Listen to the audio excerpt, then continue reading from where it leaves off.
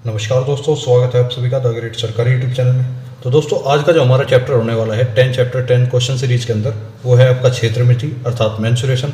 इसके अंदर हम हर उस आकृति के क्षेत्रफल को देखने का प्रयास करेंगे जो आकृति जो है मेंसुरेशन के अंदर आती है। और इस चैप्टर से भी आपके एग्जाम में क्वेश्चन आते हैं। आपने अगर सिलेबस उठाकर देखा हो तो आपके सिलेबस में साफ साफ लिखा हुआ है मेंसुरेशन अर्थात क्षेत्रमिति। तो क्षेत्रमिति के जितने भी क्वेश्चन आप सभी के लेवल के हैं वे सभी क्वेश्चन इस वीडियो में इकट्ठा कर लिए हैं आप सभी के लिए। और अगर किसी ने क्षेत्रमिति में अभी तक कुछ भी नहीं किया हो ना, वो भी इन क्वेश्चन के थ्रू बहुत कुछ सीख जाएगा, इतनी मैं गारंटी देता हूँ। अगर क्षेत्रमिति को अभी तक किसी ने छेड़ा भी नहीं है, बस ये क्वेश्चन कर लेना, इन क्वेश्चन से आपका बेड़ा पार हो जाएगा। क्षेत्रमिति से क्वेश्चन आपका गलत नहीं होगा, क्योंकि मैं इस क्षेत्रमिति को बताने वाला हूँ इतने बारीक तरीके से, ठीक है। तो इसलिए हर एक क्वेश्चन को डीपली और ध्यान से समझना बहुत, ठीक है, बहुत ज़्यादा इंपॉर्टेंट होती है। हर चीज़ें आपकी एक प्रैक्टिकल लाइफ से रिलेटेड होगी, ठीक। तो चलो भाई शुरू करते हैं, ज़्यादा देरी नहीं करते। पहला क्वेश्चन आप सभी के सामने है, क्या दिया हुआ है देखते हैं।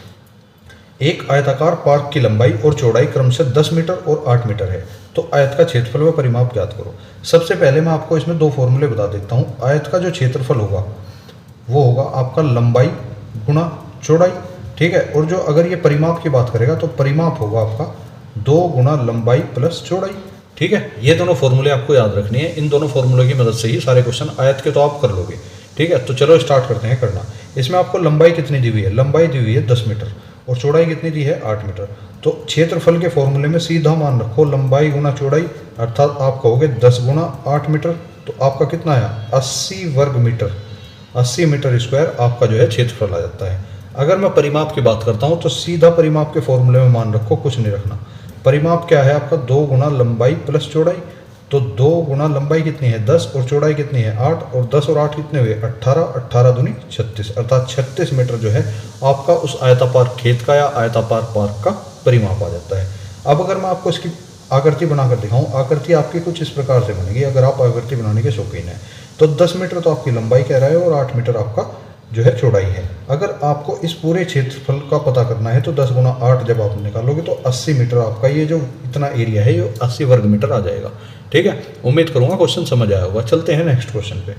एक आयत की लंबाई जो है वो 16 सेंटीमीटर दी हुई है और इसके विकर्ण की लंबाई 20 मीटर है, तो आयत का क्षेत्रफल ज्ञात करना है।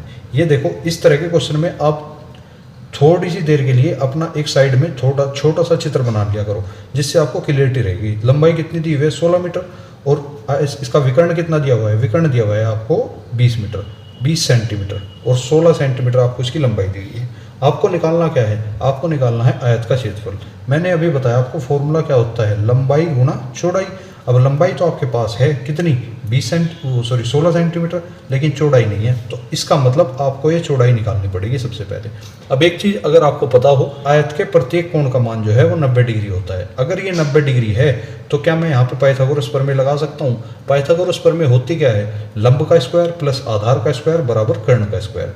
तो अगर मैं लंब का स्क्वायर निकालना चाहता हूँ तो मुझे कर्ण के स्क्वायर में से आधार का स्क्वायर घटाना पड़ेगा या नहीं घटाना पड़ेगा? बताओ, सीधी सीधी बात। अब मुझे लंब का स्क्वायर निकालना है तो कर्ण का स्क्वायर कितना है? 20, तो 20 का स्क्वायर जब मैं करूँगा तो 400, और आधार का स्क्वायर कितना है? 16, 16 का स्क्वायर जब मैं कितना करूँगा तो 256 आएगा। तो लंब का स्क्वायर आपका जब इसमें से आप घटाते हो तो 4, 9 में से 5 गए 4 और 1, तो अगर मैं इसके ऊपर अंडर रूट लगा दूँ तो 144 का अंडर रूट क्या होता है? आप सभी को पता है 12, अर्थात आप कहोगे कि सर इसकी जो लंब है वो आपकी चौड़ाई जो है आपकी इसकी 12 आ गई। तो जब चौड़ाई 12 आ गई तो बस इसमें मान रख दो, लंबाई आपको दी हुई है 16 सेंटीमीटर, चौड़ाई कितनी आई? 12 सेंटीमीटर। तो जब आप इन दोनों की गुणा करोगे तो 12 × 72, 7 12 × 12 और 7 19, अर्थात 192 सेंटीमीटर स्क्वायर आपका इसका क्षेत्रफल आ जाता है, ठीक है। उम्मीद करूँगा समझ आया होगा, बहुत छोटा सा सवाल है, इतने से में ही हो गया। और इसी तरह का क्वेश्चन आपसे पूछ लिया जाएगा, आपको पता भी नहीं लगेगा, ठीक। चलते हैं नेक्स्ट क्वेश्चन पे। अब देखो, इस तरह का क्वेश्चन आपसे पूछ सकता है, क्या कहना चाह रहा है? एक आयताकार पार्क जो है वो 110 मीटर लंबा है और 65 मीटर चौड़ा है। कोई बात नहीं, एक आयताकार पार्क बना लो आप अपना पहले, उसके बाद देखते हैं क्वेश्चन को। तो आयताकार पार्क जो है ये है, आयताकार पार्क की लंबाई 110 मीटर है और चौड़ाई है 65 मीटर, ठीक है। ये बोल रहा है इसके अंदर चारों ओर 2.5 मीटर चौड़ा एक रास्ता है। यदि इसके अंदर 2.5 मीटर चौड़ा, चारों तरफ से ही चौड़ा होगा 2.5 मीटर, तो 2.5 मीटर अगर चौड़ा मैं रास्ता ये मानता हूँ तो ये यहाँ से भी 2.5 मीटर चौड़ा होगा, यहाँ से भी 2.5 मीटर और यहाँ से भी 2.5 मीटर। क्यों बताओ, मानोगे नहीं? तो इस रास्ते पर 7 रुपये 20 पैसे प्रति वर्ग मीटर की दर से रोडी बिछाने का खर्च क्या होगा? तो ये तो भाई रोडी बिछाने वाला सवाल आ गया, आराम से पूछ सकता है इस तरह के क्वेश्चन को। करना कैसे है, सिंपल, पहले आयताकार भाग का क्षेत्रफल निकाल लो, जो भी आपका आयत है पूरी की पूरी। इस आयत का क्षेत्रफल जब आप निकालोगे तो लंबाई गुना चौड़ाई होगा, अर्थात मैं कह सकता हूँ 110 गुना चौड़ाई है आपकी 65। तो जब आप 110 गुना 65 करते हो, 0 11 5 55, 11 6 66 और 5 71, अर्थात मैं कह सकता हूँ 7150 मीटर स्क्वायर जो है आपका पूरे आयत का क्षेत्रफल आ जाता है। अब ये पूछ क्या रहा है, 2.5 मीटर लंबी 2.5 मीटर चौड़ी जो है वो रोड है इसके बीच में, तो 2.5 मीटर हर चारों तरफा से है ना। तो अगर मैं इस 2.5 और इस 2.5 को जोड़ता हूँ तो 5 हो जाते हैं। तो इस 110 में से 5 घटाओ, कितना बचा? 105। ऐसे ही इस 2.5 और इस 2.5 को जोड़ो, कितने हुए? ये भी 5 हो गए। तो 5 इसमें से घटा दो, 65 में से कितना बचा? 60। अब इन दोनों की गुणा करके लिख दो बस। 6 5 30, 3 हासिल, 6 एकम 6 6300। अर्थात जो ये अंदर का क्षेत्रफल बचा ना आपका, अंदर का इस वाले आयताकार का, इस वाले आयत का जो क्षेत्रफल है वो आया आपका 6300 मीटर स्क्वायर। अब आपको करना क्या है, आपको करना है कि इस रास्ते का क्षेत्रफल निकालना है जो ये रास्ता आपको दिया हुआ है, क्योंकि जब आपके पास इस रास्ते का क्षेत्रफल होगा तभी तो आप इस पर जो है माल बिछा पाओगे या रोडी बिछा पाओगे, कुछ भी बिछाना होगा तभी बिछा पाओगे। तो इस रास्ते का क्षेत्रफल कैसे निकालोगे? यदि मैं इस बड़ी वाली आयत में से इस छोटे वाली आयत को घटा देता हूँ तो मेरा यही बचेगा या नहीं बचेगा बताओ?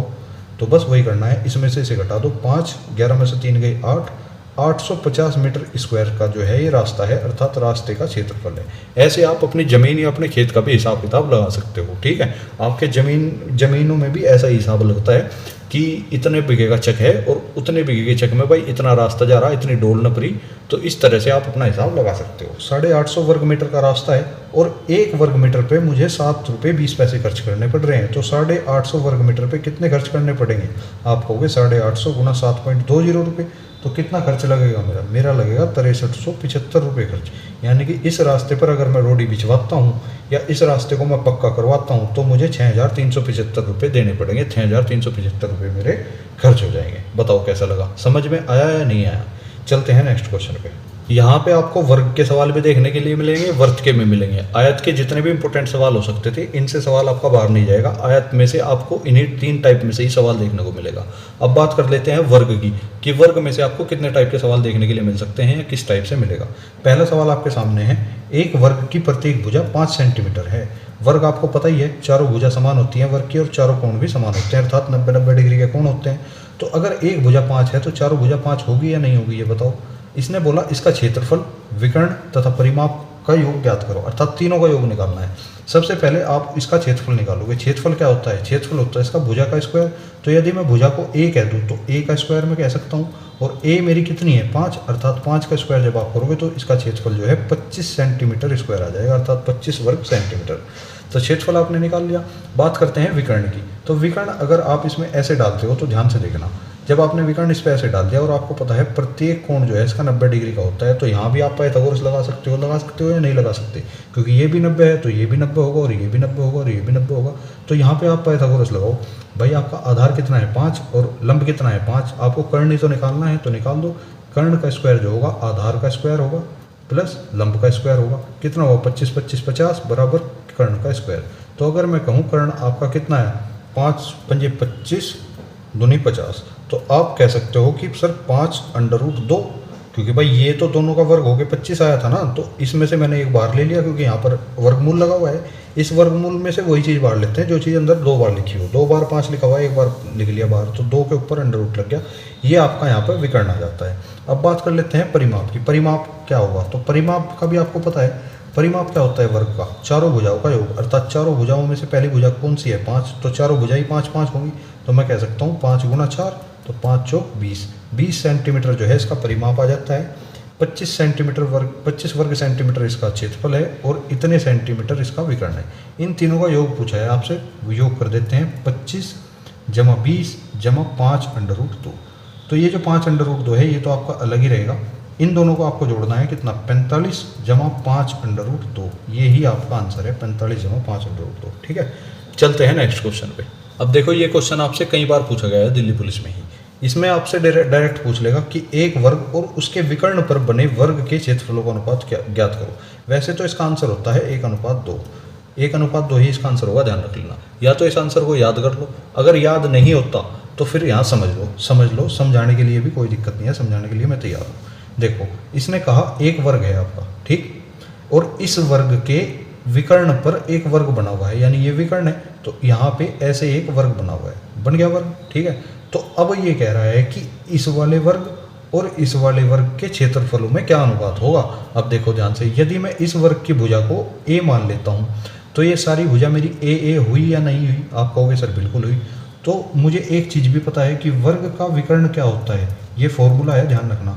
वर्ग का विकर्ण हमेशा √2 गुना भुजा होता है। तो √2 गुना भुजा के हिसाब से जब मैं इस विकर्ण को निकालता हूँ तो भुजा तो मेरी ए है, अर्थात मैं कह सकता हूँ √2a मेरा जो विकर्ण आया। अब ध्यान से देखना, ये तो इसका तो विकर्ण हुआ, लेकिन ये इस वाले वर्ग की तो भुजा हुई या नहीं हुई। तो यहाँ से इसकी सभी भुजा √2a हो जाएंगी या नहीं हो जाएंगी। आप कहोगे सर बिल्कुल हो जाएंगी। तो जब आप इस पहले वाले वर्ग का क्षेत्रफल निकालते हो तो पहले वर्ग का क्षेत्रफल कितना होगा बताओ। इसकी तो भुजा ए ही थी, तो इसका क्षेत्रफल होगा a²। अगर आप दूसरे वर्ग का क्षेत्रफल निकालते हो तो दूसरे वर्ग का क्षेत्रफल क्या होगा भाई, उसकी भुजा कितनी है √2a, तो इसका स्क्वायर। जब आप a² से a² और यहाँ पे 2 आ जाएगा और यहाँ पे a² हो जाएगा, a² से a² कट जाएगा, तो बचा क्या, इधर तो 1 ही बचा, 1:2। तो इस तरह से आपका आंसर आ सकता है। अब आप चाहो तो ऐसे समझ के निकाल लो, और अगर आपको रटने में कोई समस्या नहीं है तो क्वेश्चन का आंसर रट लो। मैं कोई दिक्कत नहीं मानता इस चीज़ में। आपको एग्ज़ाम पास करना है, ठीक है, आपको वहाँ पे गणितज्ञ नहीं बनना। अगर आपका एग्ज़ाम जो है रटने से ही निकलता है तो रट लो, कोई दिक्कत नहीं है, ठीक है। हाँ, जो चीज़ समझने वाली है उन्हें समझ जरूर लो, लेकिन एग्जाम में ये नहीं है कि जो चीज़ तुमने डिटेल वाइज तरीके से समझी तुमको एग्जाम में भी डिटेल से ही हल करना है। नहीं, जो भी तरीका आपको जल्द से जल्द आंसर दे दे, आपको वो तरीका अपना के चलना है, ठीक है। चलते हैं नेक्स्ट क्वेश्चन पे। नेक्स्ट क्वेश्चन है आपका, काफ़ी इंपॉर्टेंट क्वेश्चन है, देख लेते हैं। एक वर्ग की प्रत्येक भुजा 5 सेंटीमीटर है, इसके अंत्यवृत्त का क्षेत्रफल ज्ञात करो। अंत्यवृत्त का क्षेत्रफल क्या होता है, कोई नहीं, अभी दिखा देंगे क्या होता है। पहले आप एक वर्ग बनाओ। यहाँ पे एक वर्ग की प्रत्येक भुजा उसने कितनी कही, 5 सेंटीमीटर है। इसके अंत्यवृत्त बनाना आता है, अंत्यवृत्त बना लो, यानी कि जो इसके अंदर वाला वृत्त होगा, जो इसके चारों भुजाओं को स्पर्श करता हुआ होगा, ठीक।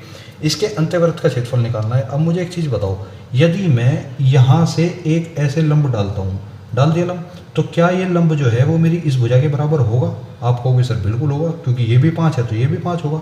जब ये 5 होगा तो मैं कह सकता हूँ ये वृत्त का व्यास भी है। आप कहोगे सर बिल्कुल है, तो व्यास को मैं क्या लिखता हूँ, 2r, अर्थात 2r = 5। तो अगर मैं इसमें से त्रिज्या पूछूँ आपसे, तो त्रिज्या होगी आपकी 2.5। बिल्कुल होगी। आप कहोगे सर बिल्कुल होगी 2.5। तो यहाँ से जब आपकी त्रिज्या 2.5 आ गई तो आपको क्या करना है, अंत्यवृत्त का क्षेत्रफल निकालना है। अब आपको कुछ नहीं करना, सीधा वृत्त का क्षेत्रफल निकाल दो।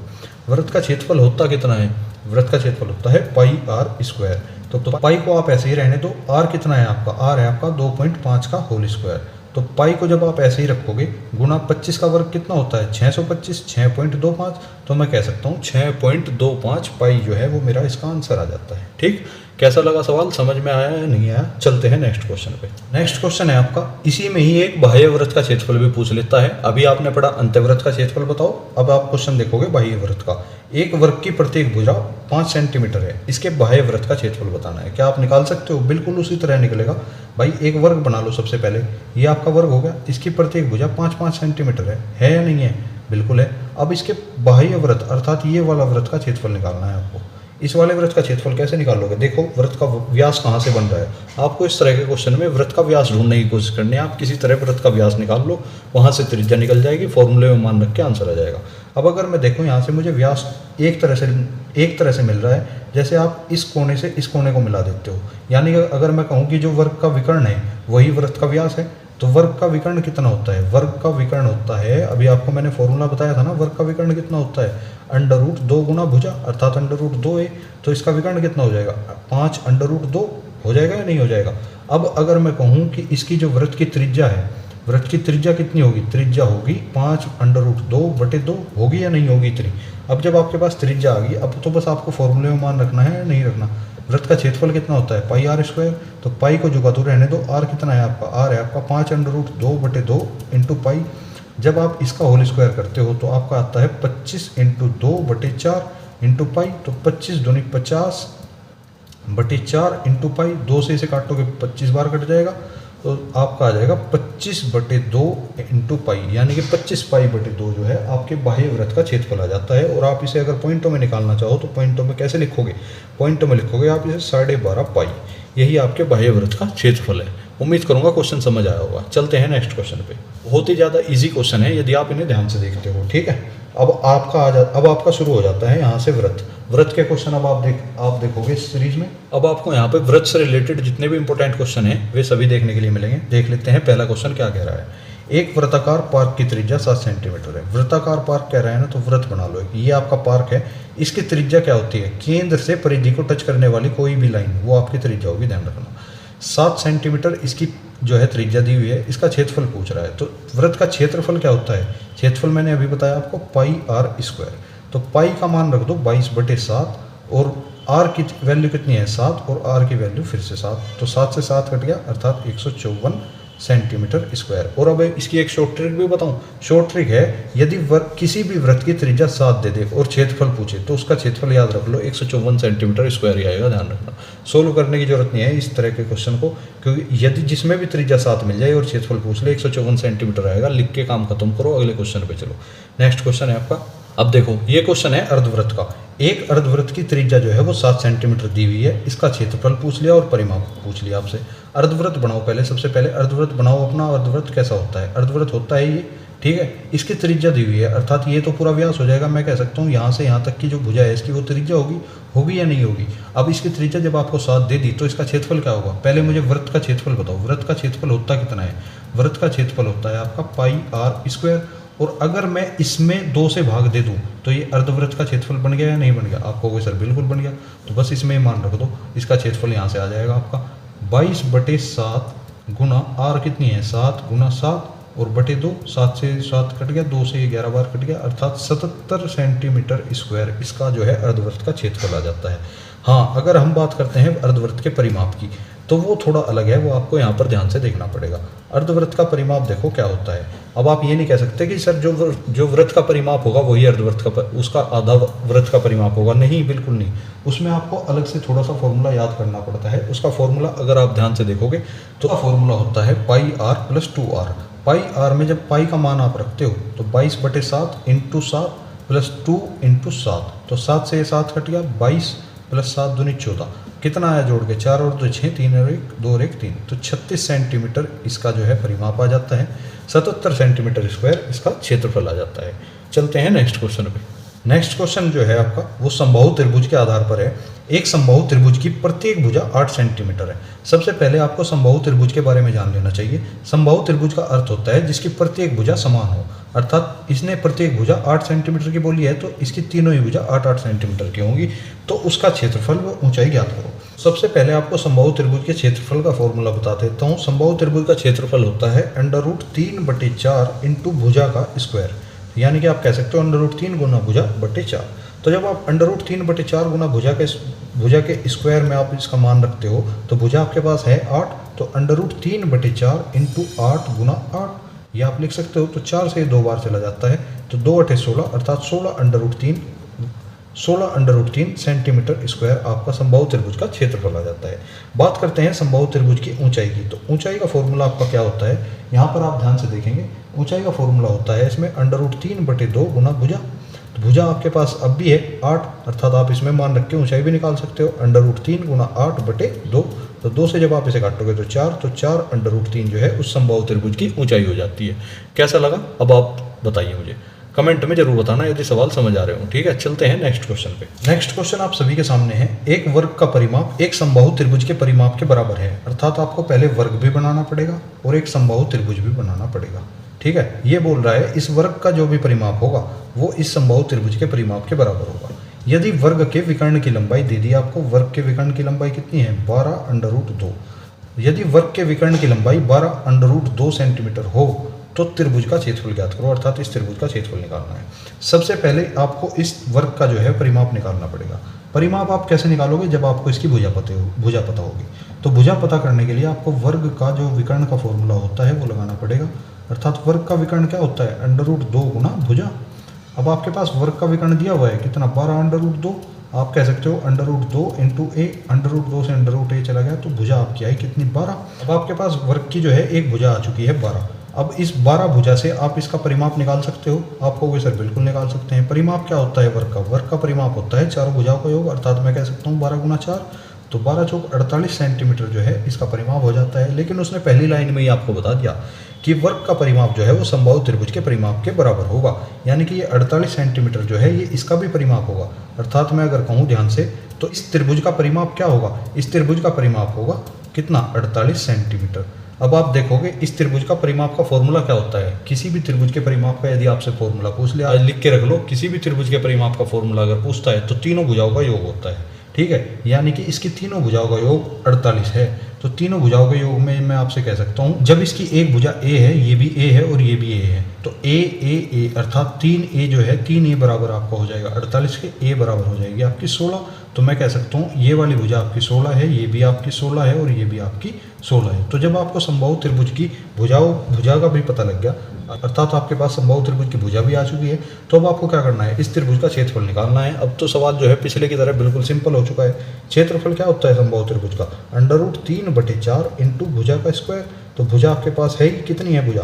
भुजा है 16 गुना √3/4 और एक बार और 16, 4 से 16 4 बार कट गया और 16 चौका 64, 64 √3 जो है आपका इसका क्षेत्रफल आ जाता है 64 √3 सेंटीमीटर स्क्वायर। ठीक है, उम्मीद करूंगा क्वेश्चन समझ आया होगा। चलते हैं नेक्स्ट क्वेश्चन पे। अब देखो नेक्स्ट क्वेश्चन है आपका समचतुर्भुज से। समचतुर्भुज कहते किसे हैं? समचतुर्भुज होता है वर्ग का बिगड़ा हुआ रूप, यानी कि वर्ग तो आपका ऐसे बन जाता है, लेकिन समचतुर्भुज की चारों भुजाएं जो हैं ये बिल्कुल तिरछी होती बराबर ही हैं, लेकिन ये तिरछी होंगी। ऐसे आपने इस तरह की आकृति देखी होगी, तो ये आकृति हमेशा समचतुर्भुज की होती है, ध्यान रखना। अब देख लेते हैं कहा क्या हुआ है। समचतुर्भुज के विकर्णों की लंबाई 45 सेंटीमीटर तथा 30 सेंटीमीटर है। इसके दो विकर्ण होंगे, ये वाला और ये वाला। एक की लंबाई इसने दे दी 45, एक की दे दी कितनी? 30। इसका क्षेत्रफल पूछ रहा है, तो आपको इसके क्षेत्रफल का फॉर्मूला याद होना चाहिए। इसके क्षेत्रफल का फॉर्मूला होता है 1/2 गुना विकर्णों का गुणनफल, अर्थात मैं एक विकर्ण को ए कह दूँ और दूसरे विकर्ण को बी कह दूँ। तो यदि आप यहाँ पर देखोगे तो 1/2 गुना 45 गुना 30, तो 2 से जब आप इसे काटोगे 15 बार कटेगा, 15 5 75, 7 15 चौका 60 और 7 67, अर्थात 675 सेंटीमीटर स्क्वायर जो है आपका समचतुर्भुज का क्षेत्रफल आ जाता है। ठीक है, उम्मीद करूंगा क्वेश्चन समझ आ रहे होंगे। बस मेंसुरेशन में खेल क्या है, आपको सूत्र याद होना चाहिए और बेसिक कंसेप्ट क्लियर होना चाहिए, आप किसी भी सवाल को ढेर कर दोगे। चलते हैं नेक्स्ट क्वेश्चन पे। तो नेक्स्ट क्वेश्चन देखिए भाई, नेक्स्ट क्वेश्चन क्या कहने की कोशिश कर रहा है। एक समलंब चतुर्भुज है, उसकी समांतर भुजाएं दी हुई है आपको 1 मीटर तथा 2 मीटर, तथा उनके बीच की दूरी भी दे दी 6 मीटर है। तो समलंब चतुर्भुज का क्षेत्रफल आपको बताना है। सबसे पहले तो आपको ज्ञान होना चाहिए कि समलंब चतुर्भुज की आकृति किस प्रकार की होती है। अगर मैं आपको बनाकर दिखाऊं, आपने इस तरह की आकृति कई बार देखी होगी, लेकिन आप जो है भूल जाते हो ना, तो उसका एक ही तरीका है, आपको इस आकृति को बार बार बनाकर देख लेना चाहिए। फिलहाल आपको यहाँ पर क्षेत्रफल निकालने के लिए बोल रहा है। तो समलंब चतुर्भुज का क्षेत्रफल आपका जो होगा, आप मुझे कमेंट बॉक्स में जरूर बताएं। समलंब चतुर्भुज का क्षेत्रफल होता है आपका 1/2 गुना समांतर भुजाओं का योग गुना ऊंचाई। अब देखो समांतर भुजा कौन कौन सी हैं? समांतर भुजा होती हैं आपकी ये वाली, ये और ये। इन दोनों भुजाओं के बीच में ही जो है दूरी वो समान होती है, अर्थात इसीलिए इनको समांतर भुजाएं कहा जाता है। अब आपको दी क्या है? एक की लंबाई दे दी आपको 1 मीटर, मान लेते हैं ये 1 मीटर है, तथा दूसरे की दे दी 2 मीटर। क्लियर है इतनी बात? तथा उनके बीच की दूरी भी दे दी आपको, अर्थात ये वाली जो दूरी है ये भी आपको दे दी 6 मीटर। क्लियर है इतनी बात? बस आपको और कुछ नहीं करना, अब इसमें मान रख देना है। समांतर भुजाओं का योग यानी 1 + 2 कितना हुआ? 3, और गुना ऊंचाई कितनी है? ऊंचाई से अर्थ है यहाँ पे इसकी बीच की जो दूरी होती है उसी को यहाँ पर ऊंचाई बोलते हैं। तो ऊंचाई हो जाती है 6, 2 तिया 6, 3 तिया 9, अर्थात आप कह सकते हो कि 9 मीटर स्क्वायर जो है वो इसका समलंब चतुर्भुज का क्षेत्रफल आ जाता है। चलते हैं नेक्स्ट क्वेश्चन पे। अब इस क्वेश्चन में बात करेंगे समांतर चतुर्भुज की। एक समांतर चतुर्भुज की एक भुजा जो है वो 16 मीटर है और उनके बीच की लंबवत दूरी जो है वो 8 मीटर है। तो समांतर चतुर्भुज का क्षेत्रफल ज्ञात करो। फिलहाल के लिए आप ये देखिए, समांतर चतुर्भुज जो होता है वो आयत का बिगड़ा हुआ रूप होता है। आयत किस प्रकार की होती है? आयत आप बनाते हो तो आयत बनती है इस तरह की, यानी कि 2 भुजा बराबर होती हैं जिस चीज़ की भी, वही आयत होती है। लेकिन होंगी तो 2 भुजा समांतर चतुर्भुज में भी बराबर, पर इसकी जो चारों भुजाएं हैं वे इस प्रकार तिरछी होकर बनती हैं, आपके अगर याद हो तो। ठीक है, अब इसमें दिया क्या हुआ है? इसमें दिया हुआ है इसकी एक तो भुजा दे दी आपको, मान लो या भुजा आपकी दे दी ने 16 मीटर। ठीक है, दूसरी उसमें दे दी आपकी लंबवत बीच की दूरी, अर्थात लंबवत बीच की दूरी का मतलब होता है ये वाली दूरी उसने आपको दे दी 8 मीटर। क्लियर है इतनी बात? अब अगर आपको समांतर चतुर्भुज का क्षेत्रफल पता होगा तो ही आप इसका सॉल्यूशन निकाल पाओगे। समांतर चतुर्भुज का जो क्षेत्रफल होता है वो होता है आधार गुणा ऊंचाई, आधार गुणा ऊंचाई। तो आधार आपका कितना है 16, ऊंचाई कितनी दी हुई है मैंने अभी पिछले क्वेश्चन में बताया, जो ऊंचाई होती है उसी को ही बीच की दूरी बोलते हैं। ऊंचाई दी हुई है आपकी 8, तो 16 8 कितना हुआ 128 सेंटीमीटर स्क्वायर, मीटर स्क्वायर। ठीक है, उम्मीद करूंगा क्वेश्चन समझ में आया होगा। क्वेश्चन आप देख रहे हो ज़्यादा बड़े नहीं है, लेकिन बेस किस पे है, फॉर्मूले पे। ठीक है, अगर आपको फॉर्मूले याद हैं तो आप 2 मिनट के अंदर 2 लाइनों के अंदर इन सवाल का आंसर कर दे रहे हो। ठीक है, चलते हैं नेक्स्ट क्वेश्चन पे। और भाई चिंता मत करना, अगर आप लोग कहोगे तो मैं एक टोटल मैथ्स के जितने भी फॉर्मूले हैं आपके ये मेंसुरेशन से रिलेटेड, इन सब की एक अलग वीडियो आपको प्रोवाइड कर दूंगा। उस वीडियो में आप सभी के लिए टोटल फॉर्मूले होंगे, आप लोग देख सकते हो। उस वीडियो की मदद से आप लोग सभी फॉर्मूलों को याद भी कर सकते हो। ठीक है, फिलहाल के लिए आप सवाल देखिए, सवाल में कहा क्या हुआ है। नेक्स्ट क्वेश्चन आप सभी के सामने है, बनाने का प्रयास करें। इसमें कहा हुआ है कि एक समकोण त्रिभुज है, उसका आधार दे दिया आपको 12 मीटर और लंब दे दिया 5 मीटर, कर्ण की लंबाई पूछ रहा है। इस तरह का सवाल आपको लिख के ले लो, एक देखने को मिलेगा पक्का। ठीक है, आपसे सिंपल कुछ नहीं कहा, एक समकोण त्रिभुज दे दिया आपको। समकोण त्रिभुज का मतलब तो जानते हो ना क्या होता है। समकोण त्रिभुज अर्थात जिसका ये वाला कोण जो है 90 डिग्री का होता है, उसका आधार दे दिया 12 मीटर और लंब दे दिया 5 मीटर, और कर्ण की लंबाई अर्थात इसकी लंबाई आपसे पूछ ली। ठीक है, ये एक ट्रिपलेट है, अगर आपको ध्यान आ रहा हो तो 5 12 13, ये वाली जो लंबाई है वो 13 आएगी। लेकिन फिलहाल आप समझो कैसे आएगी। इसने पूछा क्या है, इसकी कर्ण की लंबाई बतानी है। मैंने आपको फॉर्मूला लिखवाया था कि कर्ण का स्क्वायर किसके बराबर होता है, लंब के स्क्वायर प्लस आधार के स्क्वायर के।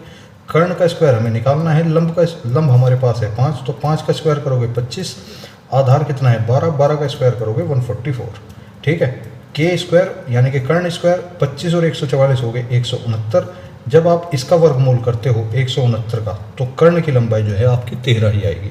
ठीक है, इसीलिए मैं कह रहा था कि इस ट्रिपलेट को याद रखा करो। जब भी 5 12 13 इस तरह का दे देगा, या तो इनमें से 2 भुजा देगा, एक पूछ लेगा। तो 5 12 दी तो तीसरी 13 होगी, यदि वो 13 12 देता तो 5 होती। ठीक है ना, इस तरह से आपको याद रखनी है। 5 13 देता तो 12 होती। ठीक है, चलते हैं नेक्स्ट क्वेश्चन पे।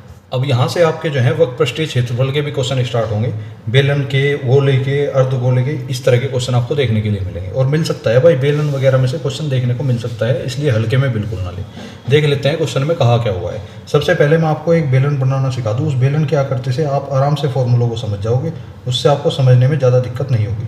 तो ये आपकी बेलन की आकृति होती है, यहाँ से यहाँ तक इस बेलन के मुंह की जो है त्रिज्या है, और जो बेलन के मुंह की त्रिज्या होगी वही इसकी तली की त्रिज्या होगी, ध्यान रखना।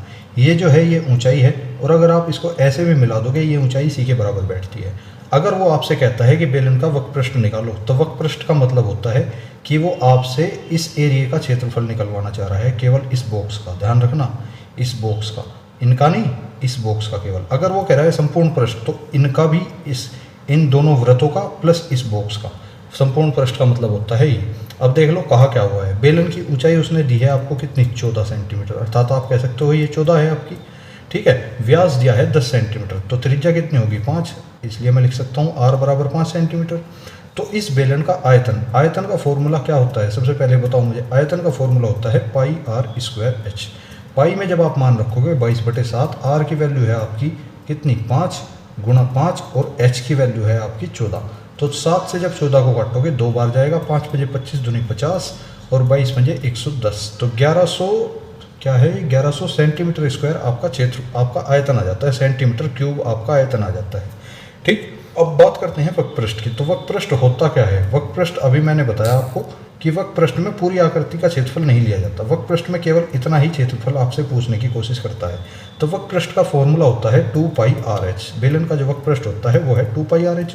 तो 2 गुणा 22/7 इंटू r है आपकी 5, h है आपका 14। 14 को जब 7 से काटोगे 2 बार, 2 पंजे 10 दूनी 20 और 22 दूनी 44, अर्थात 440 जो है 440 सेंटीमीटर जो है आपका इसका वक्रपृष्ठ का एरिया आ जाता है। अब ये पूछ रहा है आपसे संपूर्ण पृष्ठ के, संपूर्ण पृष्ठ भी पूछना है। मैंने जानबूझकर एक सवाल में तीनों क्वेश्चन पूछे हैं इसमें, वरना 3 अलग अलग क्वेश्चन बनाने पड़ते, वीडियो ज़्यादा लंबी हो जाती। अब इस एक क्वेश्चन से ही आपके तीनों क्वेश्चन समझ में आ जाएंगे, तीनों क्वेश्चन हल हो जाएंगे, ध्यान रखना। अब देखो संपूर्ण पृष्ठ का फॉर्मूला आपको मैं बताऊं अगर, तो संपूर्ण पृष्ठ का फॉर्मूला होता है 2πr into h plus r।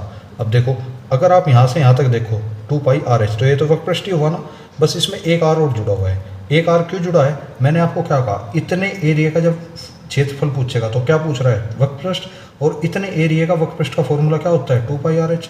और जब संपूर्ण पृष्ठ पूछेगा तो एक वृत्त ये जुड़ेगा और एक वृत्त ये जुड़ेगा, तो 2πr/h में जब मैं इस वृत्त का क्षेत्रफल और इस वृत्त का क्षेत्रफल जोड़ूंगा तो मैं कह सकता हूँ दो वृत्तों का क्षेत्रफल, कह सकता हूँ या नहीं कह सकता। तो अब आप मुझे बताओ 2πr/h प्लस दो वृत्तों का क्षेत्रफल, एक वृत्त का क्षेत्रफल कितना होता है, πr², तो मैं कह सकता हूँ 2πr²। अब यहाँ से देखो 2πr इसमें भी है, 2πr इसमें भी है, तो 2πr मैं अगर कॉमन ले लूँ तो अंदर क्या बचेगा, h + r। तो यही तो है संपूर्ण पृष्ठ का क्षेत्रफल, देख लो यहीं से तो ये फॉर्मूला बना। उम्मीद करूँगा समझ आया होगा। अब देखो इसमें मान रखना है बस, और कुछ नहीं करना। देखो ध्यान से, 2 × 22/7, r की वैल्यू कितनी है 5, h की वैल्यू कितनी है 14, r की वैल्यू कितनी है 5। अब देखो 22 दूनी 44 पंजे 5 चौक 20, 5 चौक 20 और 2 22, 7 × 19। अब यहाँ से आगे आपको कैलकुलेशन खुद करनी है क्योंकि पेज हो चुका मेरे पास खत्म। अगले पेज पे जो है नेक्स्ट सवाल लिखा हुआ है, ठीक है। यहाँ से आगे कैलकुलेशन करके जो भी इसका आंसर होगा मुझे कमेंट में बता देना, मैं आपका मैच कर दूंगा अगर आपका आंसर सही होगा तो, ठीक है। चलते हैं नेक्स्ट क्वेश्चन पे। देखो इसमें कहा क्या हुआ है, एक लंबवृत्तीय शंकु, इस बार शंकु का भी क्वेश्चन है। शंकु के आधार की त्रिज्या जो है आपको 21 सेंटीमीटर दे दी, ऊंचाई आपको 28 सेंटीमीटर दे दी, तथा इस शंकु की तिर्यक ऊंचाई, आयतन व वक्रपृष्ठ व संपूर्ण पृष्ठ, यानी कि सारी चीज इसी क्वेश्चन में पूछनी है और इसी क्वेश्चन में आपको बताकर चलनी है। देखिए होता कैसा है शंकु, पहले आप शंकु की आकृति देख लीजिए। जैसा कि आपने ये त्रिभुज बना दिया। अब इस त्रिभुज का जो आधार है इसके नीचे एक वृत्त बना दो, बस यही शंकु है आपका। अगर वो आपसे पूछता है कि शंकु का वक्रपृष्ठ बताइए, तो शंकु का वक्रपृष्ठ आपको केवल इस त्रिभुज का क्षेत्रफल बताना है, ध्यान रखना। जब शंकु का संपूर्ण पृष्ठ पूछेगा तो ये वृत्त भी इसमें जुड़ जाएगा क्षेत्रफल में ही, ठीक है। इतनी बात ध्यान रख के चलना। अगर मैं बात करूँ ये कौन सी ऊंचाई होती है, तो इसी ऊंचाई को आपकी तिर्यक ऊंचाई कहा जाता है, अर्थात L। अगर मैं बात करूँ इसकी नॉर्मल ऊंचाई क्या होती है, नॉर्मल ऊंचाई होती है ये वाली h, ठीक है। जब भी वो ऊंचाई कहेगा तो इसकी बात कहेगा, अगर वो इसकी बात कह रहा है तो मतलब वो तिर्यक ऊंचाई की बात कर रहा है। लंबवृत्तीय शंकु के आधार की त्रिज्या उसने 21 सेंटीमीटर दी है, यानी कि r बराबर आपको 21 सेंटीमीटर ऑलरेडी दे चुका है। ऊंचाई कितनी है, अब ध्यान रखना ये h वाली ऊंचाई दी है, इसने l वाली ऊंचाई नहीं दी है। तो इस शंकु की तिर्यक ऊंचाई अर्थात आपसे l की वैल्यू तो पूछ रहा है। अब मैं आपको बताऊं तो शंकु का जो क्षेत्रफल होता है ना, शंकु का वक्रपृष्ठ का क्षेत्रफल जो होगा तो वो होगा πr/l। अब अगर इसमें आप मान रखोगे तो 22/7 इंटू r है आपकी 21, l है आपका जो आपको निकालना है। अब देखो l हमारे पास है नहीं, इसका मतलब हम पहले वक्रपृष्ठ तो निकाल नहीं सकते, हमें पहले इसकी तिर्यक ऊंचाई निकालनी पड़ेगी। तिर्यक ऊंचाई कैसे निकालेंगे भाई, एक बात बताओ, ये चीज़ जो है ये मुझे दी हुई है कितनी, 21 दी हुई है ना, और ये भी मुझे दी हुई है कितनी, 28, तो मुझे यही तो निकालनी है। और ये 90 डिग्री का बन ही रहा है क्योंकि ये लंब है इससे, तो क्या मैं यहाँ से पाइथागोरस लगा के निकाल नहीं सकता भाई, लंब का स्क्वायर जमा आधार का स्क्वायर बराबर l के स्क्वायर के, तो निकाल दो। l का स्क्वायर बराबर h कितनी है 28 का स्क्वायर जमा 21 का स्क्वायर, क्लियर है इतनी बात। l का स्क्वायर जब आप निकालोगे तो 28 का स्क्वायर करते हो तो 28 का स्क्वायर आपका बैठता है 784, 21 का स्क्वायर बैठता है 441, और जब आप इन दोनों को जोड़ोगे तो जोड़ने के बाद आपका आएगा 4 और 1 5, 8 4 12, हासिल लगा 1 5 और 7 12, तो यानी कि इसका वर्गमूल आपको निकालना पड़ेगा। अब अगर आपके वर्गमूल याद हैं तो आप इसका वर्गमूल फट से निकाल दोगे। 35 जो है इसका वर्गमूल होता है 1225 का, ठीक है। यानी कि l की वैल्यू कितनी आई 35 सेंटीमीटर। अब l की वैल्यू यहाँ पे रख दो, बस कुछ नहीं करना। शंकु का वक्रपृष्ठ भी आपका साथ ही निकल कर चलता रहा, ठीक। अब 35 यहाँ पे रखता हूँ तो 35 ये जाएगा 5 बार, 21 पंजे 105 गुना 22, 22 गुना 105 जब आप करते हो तो आपका कितना आता है, तो यहाँ पे आपका जब आप इसकी गुणा करोगे तो 2310 जो है आपका शंकु का वक्रपृष्ठ आ जाएगा, अर्थात इतने जो सेंटीमीटर स्क्वायर है वो इसका क्षेत्रफल आ गया। अब अगर मैं बात करता हूँ सेकंड चीज उसने क्या पूछी हुई है, सेकंड आपसे पूछ लिया आयतन। वक्रपृष्ठ आपने निकाल लिया, तिर्यक ऊंचाई आपने निकाल ली, आयतन बचा है और संपूर्ण पृष्ठ बचा है। तो आयतन कैसे निकालोगे, आयतन का फॉर्मूला यदि आपको याद होगा तो आयतन भी निकल जाएगा, कोई बड़ी बात नहीं है। आयतन का फॉर्मूला होता है, शंकु का जो आयतन होता है वो जस्ट बेलन के आयतन का 1/3 होता है। बेलन का आयतन होता है आपका πr²h और इसका आयतन होता है /3, πr²h/3। मान रखना शुरू करो, 22/7 गुना r की वैल्यू कितनी है 21 गुना 21, h की वैल्यू है आपके 28। अब अगर मैं बात करता हूँ संपूर्ण पृष्ठ की, तो संपूर्ण पृष्ठ जो है शंकु का क्या हो जाता है वो भी आपको देख लेना है एक बार। अब वो आपसे कुछ भी पूछे, आपने जो है एक क्वेश्चन में 3-4 क्वेश्चन को सोल्व कर लिया इसके साथ ही, ठीक है। तो इससे आपको 3-4 क्वेश्चन अलग अलग सोल्व करने की जरूरत नहीं पड़ेगी, इसी क्वेश्चन में आपके 3-4 तरह के टाइप क्लियर हो चुके हैं। संपूर्ण पृष्ठ की अगर मैं बात करता हूँ तो शंकु का जो संपूर्ण पृष्ठ होगा वो क्या होगा, इंटू एल प्लस आर। अब बताऊँ ये भी कैसे बना। अब देखो यहाँ पे जो शंकु का संपूर्ण पृष्ठ होता है उसमें अगर आप इस वृत्त का क्षेत्रफल जोड़ दोगे तो यही फॉर्मूला आएगा, निकाल कर देख लेना चाहिए, ठीक है। पाई की वैल्यू कितनी है 22/7 और आर की वैल्यू कितनी है 21। एल की वैल्यू कितनी है जो अभी निकाली थी 35 और इसकी आर की वैल्यू है 21। अब जोड़ो इन्हें, 7 या 21, 22 या 66, 6 3 और 2 5, यानी कि 66 गुना 56 जब आप करोगे तो आपका निकल कर आएगा 3696, यानी कि इसका जो संपूर्ण पृष्ठ है वो आ जाता है 3696 सेंटीमीटर स्क्वायर। तो कैसा लगा सवाल, अब आप मुझे बताना। एक क्वेश्चन के अंदर आपके चारों टाइप क्लियर कर दिए हैं। अगर इन चारों में से कोई भी क्वेश्चन आता है तो आपको उसको कर देना चाहिए, क्योंकि चारों फॉर्मूले भी आपके सामने हैं। किसी गोले की त्रिज्या दे दी आपको 9 सेंटीमीटर तथा गोले का वक्रपृष्ठ व आयतन पूछ लिया आपसे, तो कैसे करोगे भाई। गोला आप ये बना सकते हो, गोला तो कोई भी बना सकता है। ये गोला है आपका, इस गोले की त्रिज्या आपको दी हुई है कितनी 9 सेंटीमीटर, अर्थात मैं कह सकता हूँ आर का मान मुझे दिया हुआ है 9 सेंटीमीटर। तो गोले का वक्रपृष्ठ का फॉर्मूला क्या होता है, अगर आप बात करोगे गोले के वक्रपृष्ठ की, तो गोले का वक्रपृष्ठ का फॉर्मूला होता है 4 पाई आर स्क्वायर। तो 4 इंटू पाई का मान क्या है, पाई का मान ना ही रखो क्योंकि आर इससे कटने वाला नहीं है, पाई को ऐसे ही रहने दो। आर की वैल्यू 9 है तो 9 का स्क्वायर में करूँगा 81, 4 की 81 में गुणा करोगे 4 4 8 32, और यानी कि 324 पाई जो है वो इस गोले का वक्रपृष्ठ आ चुका है, ठीक है। अगर मैं बात करता हूँ इसके आयतन की, तो आयतन का फॉर्मूला भी आपके गोले का याद होना चाहिए। गोले का आयतन होता है 4/3 इंटू पाई आर क्यूब। 4/3 की वैल्यू 4/3, पाई को आप झुका तो रख लो, आर की वैल्यू है आपकी 9, अर्थात 9 का घन करोगे। तो यहाँ से जब आप इसको सोल्व करने की कोशिश करोगे 4/3 तो ऐसे का ऐसे ही रहेगा, गुणा पाई इंटू 9 गुना 9 गुना 9, ठीक है। 3 से 1 9 कट जाएगा 3 बार, और जब आप इसको सोल्व करते हो तो 3 9 27, 9 9 81 दिया 243 और गुना 4। अब आपको 4 की गुना 243 से करनी है, आपका आंसर आ जाएगा। 4 दिया 12, 4 चौक 16 और 1 17, हासिल लगा 1, 4 दूनी 8 और 1 9, 972 पाई जो है आपका आयतन आ जाता है, 972 पाई घन सेंटीमीटर।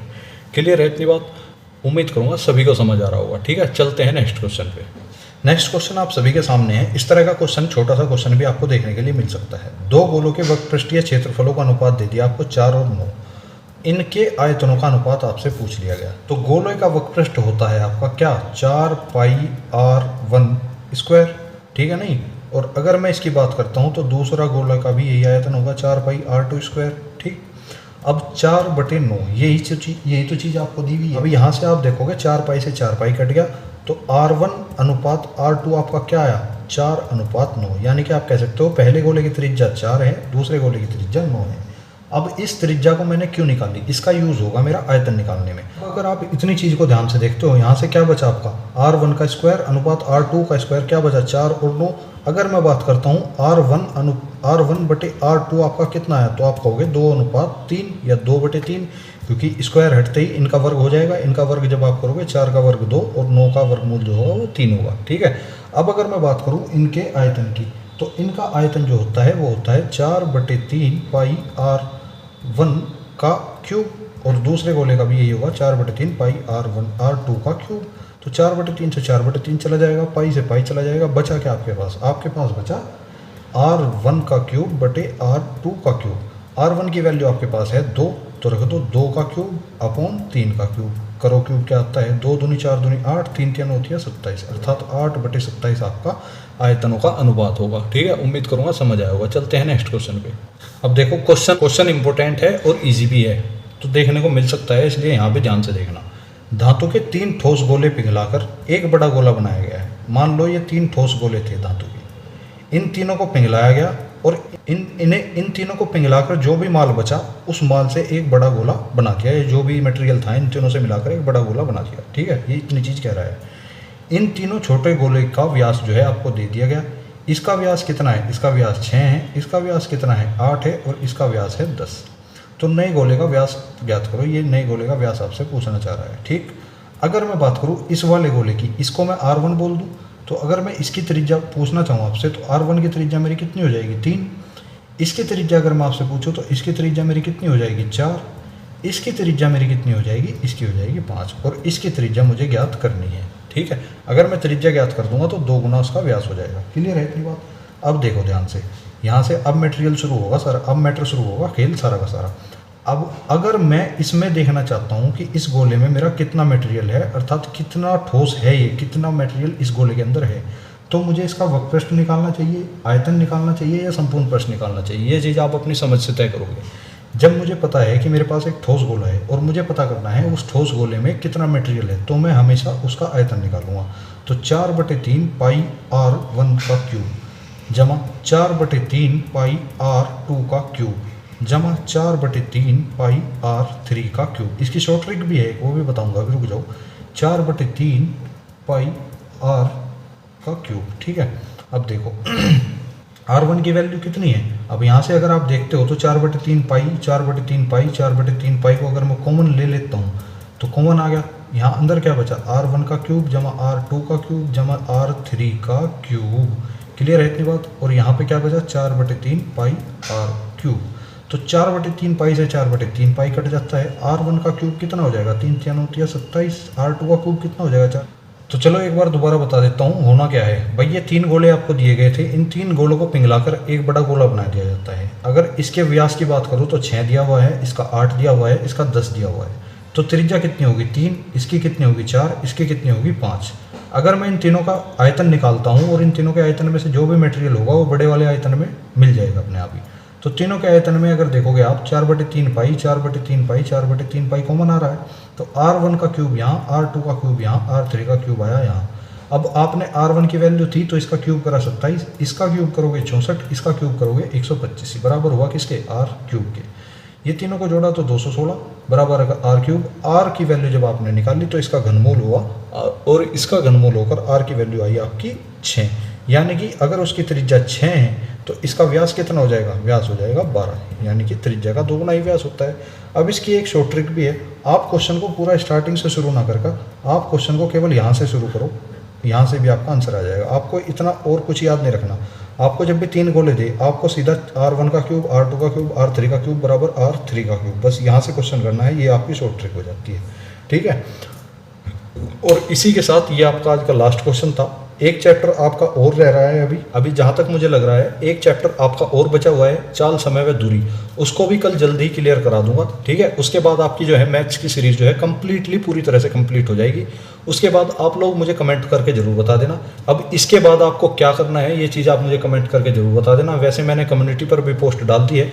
क्या आप जो है जीके के प्रैक्टिस सेट करना चाहते हो, क्या आप रीजनिंग के प्रैक्टिस सेट करना चाहते हो, या फिर आप जो है मैथ्स के ही मिक्स प्रैक्टिस सेट लगाना चाहते हो, ये चीज़ आप मुझे कमेंट में ज़रूर बता देना। इसी के अनुसार मैं आगे की रणनीति तय करके वीडियो आपके सामने लेकर आऊँगा।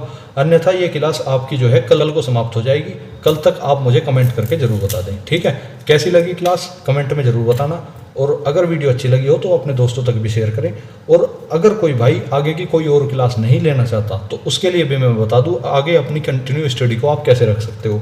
आपको अभी तक जितनी भी ये 10 चैप्टर 10 सीरीज के अंदर मैंने क्लास दी हैं मैथ्स की, उन क्लासेस को पेपर तक दोहराते रहना, ध्यान रखना। अगर आपको इनके टच में रहना है, आपकी प्रैक्टिस उन्हीं से होगी, ध्यान रखना। एक तरीका तो है आप खुद से सेल्फ प्रैक्टिस कर लो, लेकिन सेल्फ प्रैक्टिस जिसमें नहीं हो पाती वो क्लासेस के टच में रहे, बार बार क्लासेस को लेता रहे। उन क्लासेस को लेने से क्या होगा, क्योंकि हर तरह का सवाल उस क्लासेस में है, उन क्लासेस को लेने से आपके दिमाग में हर तरह का सवाल जो है रिवाइज होता रहेगा। और जैसे जैसे पेपर नज़दीक आएगा आपकी नज़र जो है हर सवाल पे मजबूत होती जाएगी। जब आप पेपर में उस सवाल को देखोगे तो देखते ही उड़ा दोगे, ध्यान रखना, क्योंकि आपने उस सवाल को पहले ही कर लिया होगा 2-3 बार। तो इसलिए आपके फ़ायदे के लिए बता रहा हूँ, बार बार क्लासेस के टच में रहना। ऐसा नहीं है कि आज छोड़ दी तो फिर उठा के ही नहीं देखना। भले ही मैं ये नहीं कह रहा कि तुम वीडियो देखो, अगर तुम खुद से कर सकते हो तो खुद से करो, उससे बढ़िया कुछ नहीं है। अगर तुम क्लासेस से ही करते हो तो फिर क्लासेस से बढ़िया कुछ नहीं है, ये भी बात लिख के रख लेना। अगर तुम्हें आदत है क्लासेस से ही सवाल सोल्व करने की तो क्लासेस से बढ़िया तुम्हारे लिए कुछ और हो नहीं सकता। क्योंकि अगर आप क्लासेस छोड़ते हो तो फिर आपकी जो है खुद से भी तैयारी नहीं हो पाएगी, और क्लासेस आपने छोड़ दी उधर से भी तैयारी नहीं हो पाएगी। इसका मतलब मैं आपको यही बताने की कोशिश कर रहा हूँ कि जितने भी क्लासेस अब तक हुई हैं, ज़्यादा क्लासेस नहीं हैं अभी भी। अगर आप उनको 2-3 बार रिवाइज कर देते हो, 10-11 क्लासेस हैं मैथ्स की, इससे ज़्यादा तो है नहीं। अगर उनको 2-3 बार रिवाइज कर देते हो सभी के सभी लोग, तो आपका मैथ्स का पोर्शन जो है बिल्कुल 100 रूप से कंप्लीट मजबूत हो जाएगा और आप आराम से धुआं उठा दोगे पेपर में। क्योंकि 10 सवाल हैं, ज़्यादा सवाल है नहीं मैथ के, इसलिए मैंने हर एक टाइप आपका क्लियर करा दिया है, ठीक है। अब मिलेंगे नेक्स्ट वीडियो में, तब तक के लिए जय हिंद, जय भारत, धन्यवाद।